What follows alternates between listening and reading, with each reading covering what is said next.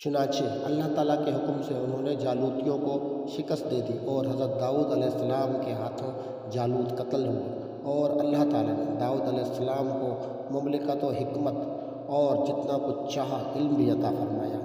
اگر اللہ تعالیٰ بعض لوگوں کو بعض سے دفع نہ کرتا تو زمین میں فساد پھیل جاتا، لیکن اللہ تعالیٰ دنیا والوں پر بڑا فضل و کرم کرنے والا ہے۔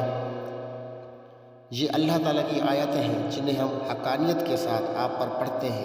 بالیقین آپ رسولوں میں سے ہیں۔ یہ رسول ہیں جن میں سے ہم نے بعض کو بعض پر فضیلت دی تھی۔